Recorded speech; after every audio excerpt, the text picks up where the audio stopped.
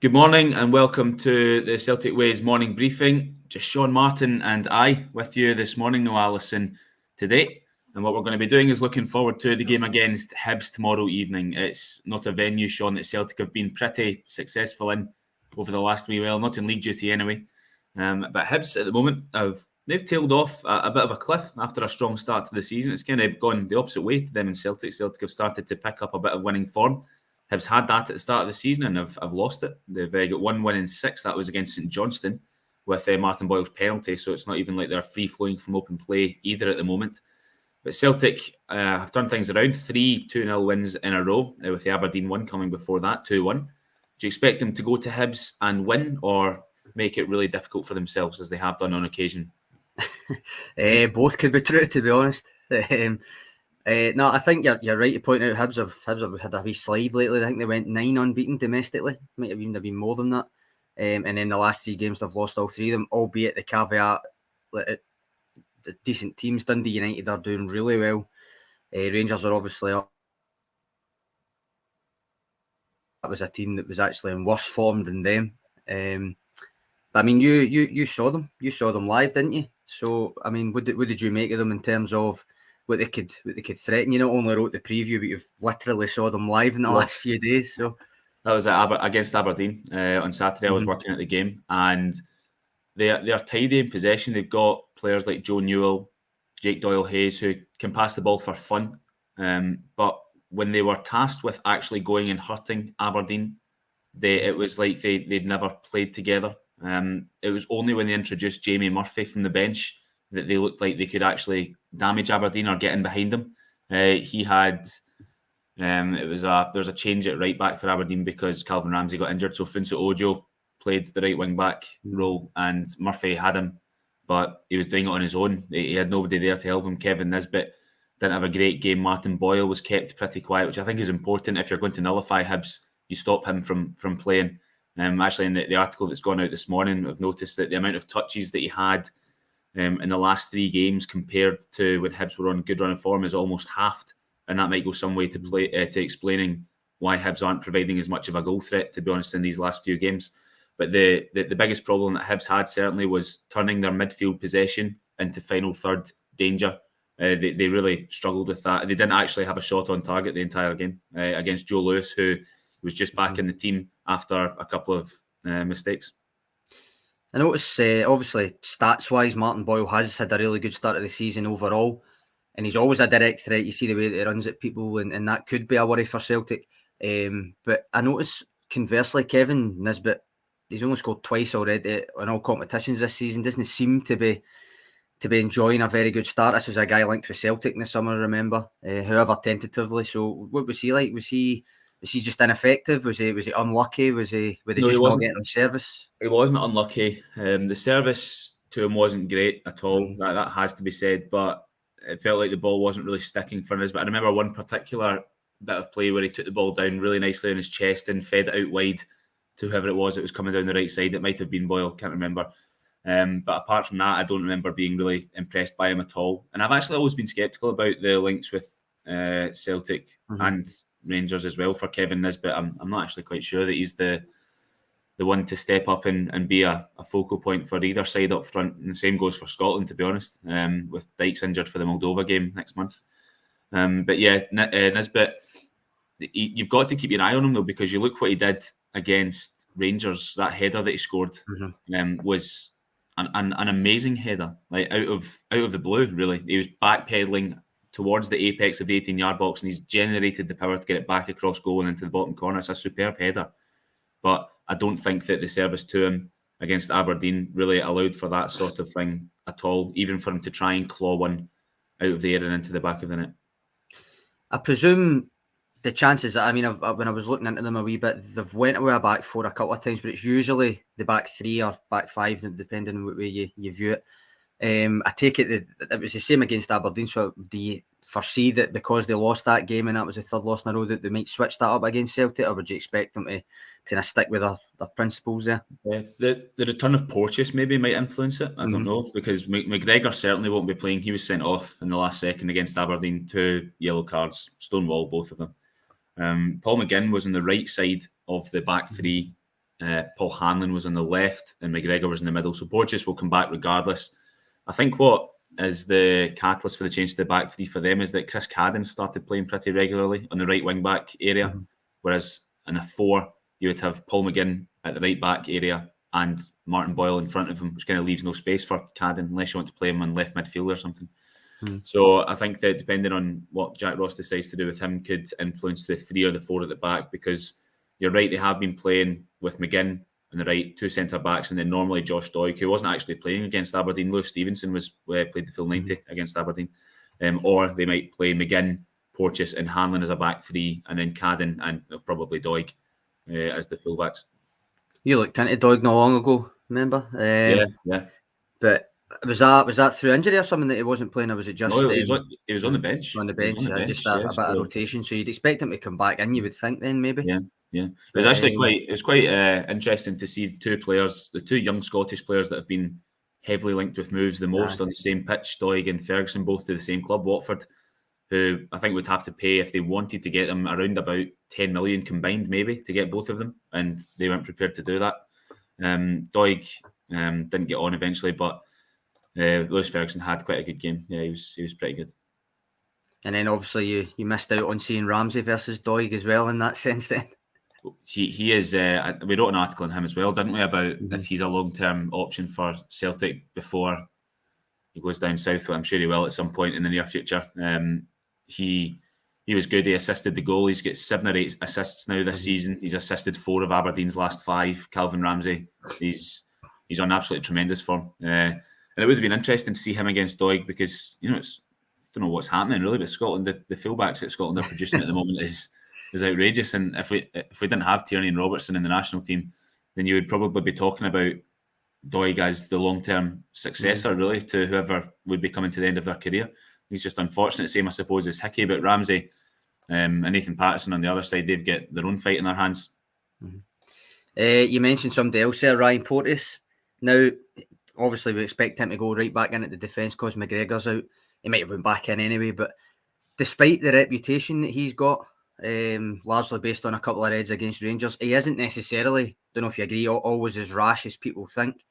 But it's still a consideration that their back 3 won't enjoy.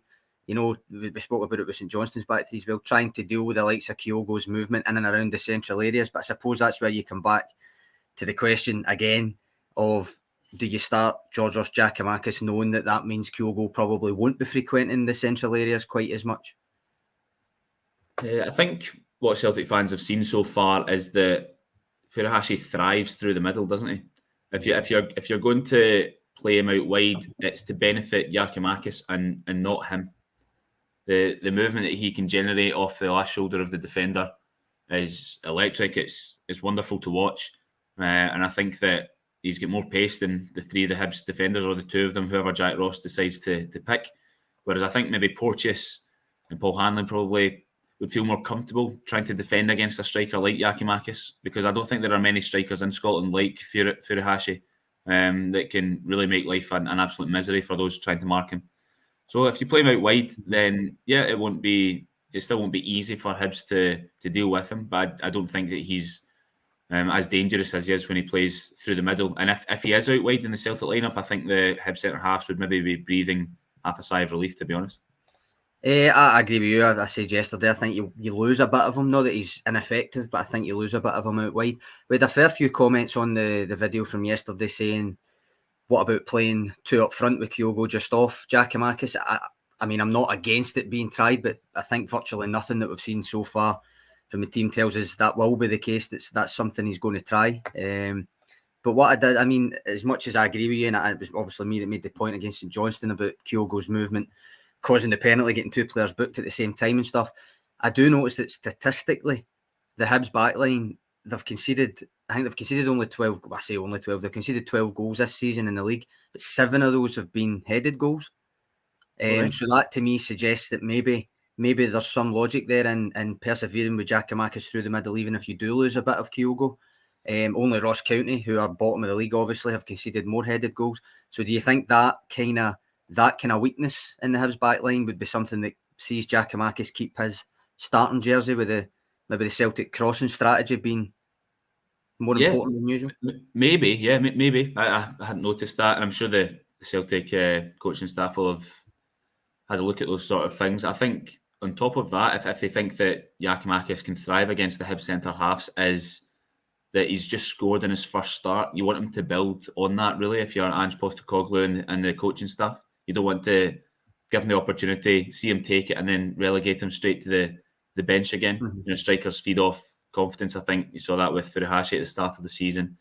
So, if Celtic can get good deliveries in, which they've shown they've got, especially with Jota, then if Giakoumakis is going to be the one in the middle, and Hibs are susceptible to conceding headed goals, then look, that's his USP, isn't it, really, Giakoumakis? And it was interesting to see that against St Johnstone. I know it was a volley, but he was billed as a one-touch finisher, really, when he came over from Venlo, and Celtic have already seen it in action, the tangible evidence of that. I think I would hope that they would be more accurate with their crosses than they were against St Johnstone. They were pretty wasteful. I realised that you just referenced that Giakoumakis scored from a cross, but they wasted a hell of a lot of crosses apart from that. So I would hope that I would hope tomorrow, if it is Giakoumakis, they'll probably put in a lot of crosses regardless. But if it is Giakoumakis, that they're a wee bit more accurate with their deliveries and cause a lot of havoc in that Hibs defence that statistically, as I say, have shown that they're prone to conceding that way. I think that with the proliferation of a two up front or Furuhashi playing just behind Giakoumakis, I think that would sort of suggest that he would be the one. Furuhashi would be the one playing the final ball, the killer pass, rather than being the one running onto it. Really, which I think I'm sure he's absolutely perfectly capable of doing that. But I think that the best thing for him is to be the one darting in behind, getting onto the pass that's made by Rogic or Turnbull or McGregor if he's played further forward, rather than being the one trusted with the playmaking duty to set up other people. I see what you mean. I think when people say play off him, it doesn't necessarily mean he's got to sit deeper all the time, because obviously, as much as I don't think it will happen, I don't think he will do it with two attackers. If it was going to be Giakoumakis and Kyogo, it would be the kind of almost a throwback traditional big and small partnership. And in that case, you would probably find Giakoumakis as the one laying it off and Kyogo trying to get beyond him. But I don't see him going with two up front in that traditional way. I think Kyogo could have license to drift inside, and it probably will. But I still think that it will be largely the 4-3-3 that we've come to expect in that sense. I think we've mentioned it before, like when you sign Giakoumakis, he's not going to be playing out wide. He kind of drifted out a couple of times, but overall he's not even like an Edward where he likes to drift out wide. He's more a central 6-yard box, 18-yard box kind of striker. So if he's starting, it almost necessitates that Kyogo move out of position. Yeah, but that's the big decision, isn't it? That's the decisions that he's paid to make, no matter how tough they might be. It's a shame that it's at the expense maybe of some more natural wingers, but I think that Furuhashi is so important for Celtic that you simply can't leave him out either way, like centrally, right, left, or in behind, or maybe as part of an attacking two if that's the way forward. I can't 4-4-2 or a 4-2-4, whatever 4-2-2-2, whatever way you want to try and phrase it. It's kind of a lesser seen in football now, isn't it? I mean, back in the late 90s, early 2000s, especially down in the English Premier League, that seemed to be the way that every manager wanted to set up his team. But it's quite rare these days, and I wonder if that's anything that's ever crossed the mind of Ange Postecoglou. I mean, you would have to completely change the way the central midfield operates, because you lose a man in there. You'd probably have to ask two wingers to play slightly deeper and pick up the ball and run onto it. So it would be interesting. I'm not sure that's something that we will see, though. The two of them being played up front together as part of a 4, let's say, just say a 4-4-2 or a 4-2-4. No, I get what you mean. I just don't think it will happen with two up front. But you never know. I'm not against it happening. As for tomorrow night, I suspect that it will be largely the same as against St Johnstone. I think Giakoumakis will start. I agree with you. Yeah, I do. I think he will as well. It's good to have an option there like that. But I think that we are in agreement, and there are several comments coming in about this, about where Furuhashi is best placed. Frank Brennan, a regular contributor, saying that Kyogo only ever to be played through the middle. End of story. I don't think that it's quite as cut and dry as that, but I think that the majority of Celtic fans would agree that they prefer to see him played through the middle. And if that's at the expense of Giakoumakis, then it would maybe be a shame, considering he's just scored his first goal for Celtic. But if that's the best way for the team to operate and the way that Celtic can look most threatening, then it's probably the way that most Celtic fans would like to see Ange Postecoglou set up the attacking force. I think so, and I think without saying squad depth again, I think that would be my buzzword for this year. But one of the comments here gets it spot on. I think that is spot on. That the point is they've got options now to change it, whereas for a wee while there were no options, and you were stuck with what you had, and there was very little to come off the bench. You had a couple of keepers and mostly defenders on the bench. Now, attacking wise, you've got people that you can mix it up with. You can rotate who's playing out wide. You can play Kyogo through the middle, Giakoumakis through the middle. So I think that is a key for us still to come back. Mikey Johnston's looked impressive in a couple of sub appearances he's had. So I think that is the key, that they can mix it up if it's not quite working in the first half or the first 60 minutes or so. Yeah, although as far as I can remember, from all the games or highlights I've seen of Celtic this season, I don't remember Furuhashi being absolutely nullified by a defence yet. No, but it's not just for if Kyogo's not working. I just mean in general, if he does have an off game, say Giakoumakis starts and isn't playing well, you can move Kyogo in the middle and put on Mikey Johnston, or when Forrest's back, Forrest will be there. Abada can make an impact off the bench, and that's the point. There's options there to come on and influence a game attacking wise, where for a while there the injuries were just such that there wasn't really much there. There's one thing I didn't touch on with Hibs earlier. I think I referenced it in the article that's going out today. It's going out today, isn't it? Yeah, the Hibs. Yep, sorry, today. Just a wee preview from what I saw against Aberdeen at the weekend was that Aberdeen, for the first time in ages, they had a really good link between midfield and attack. They played Watkins and Ryan Hedges kind of buzzing around off Ramirez up front. So they were central positions. They're very, very fast players, whereas Celtic's pace is wide. If you're going to ask Rogic or Turnbull to drive at the Hibs defence through the lines centrally, they're not going to do it at breakneck speed and force the Hibs defenders into panic decisions, which is what seemed to happen against Aberdeen at the weekend. They didn't really know how to deal with Watkins and Hedges just getting the ball and driving through the heart of the pitch at them. And at the moment, I'm not sure Celtic have got anybody that would do that from the midfield area, that would maybe force Hibs into making a few rash decisions like Porteous or maybe Darren McGregor that have been seen recently. No, I think that comes back to the recruitment, and also the fact that they didn't replace the likes of Ryan Christie, who could fill in a few gaps, but primarily could fill in as a box-to-box midfielder. They still need someone like that. They still need someone in the squad who can play central midfield and can do it in such a way that you just described there. But that now has to be a priority in January. So there's no options like that just now. But they've got more than enough about them, especially domestically, to worry everybody. Whether you still subscribe to Turnbull and Rogic both starting every game or not, fine. But regardless, they've still got enough about them creatively, or they should have enough about them creatively, on paper anyway, to worry. And as the comment I put up a minute ago says, attacking wise, even though it's not technically midfield, it's further forward, they've got options there to reinvigorate the plan if it's not quite working in the first period of the game. So yeah, it's a fair point. It's definitely a fair point. The left back area was occupied at the weekend by Juranovic. I think we predicted that Bolingoli would play. Certainly I did. Pretty sure that Allison thought that as well. That wasn't the case. So to expect that to continue again. Is he very much third, even fourth choice behind Montgomery, Juranovic when Ange Postecoglou wants to play him on the left, or Greg Taylor when he's fit again, although that could be another 2 or 3 months. I referenced it with you and Alison yesterday. I think Juranovic coming straight back in at left back and Bolingoli not being in the squad perhaps suggests what the pecking order is. Might speak to Ralston's impressive form, the fact that it wasn't just Juranovic straight in at right back and Montgomery at left back. But regardless, I think that kind of speaks to the pecking order. And if Taylor's out until the new year, like it's been suggested, then maybe Juranovic will be featuring more at left back than we expected. Yeah, it certainly looks that way. Interesting comment as well from David Bradley. This is not a rare comment, that these are the games that they want to see Turnbull take control of. I think one of the things that was levelled at Turnbull for a wee while was that he was impressing in games where Celtic were well in control or kind of coasting, doing like under no really pressure.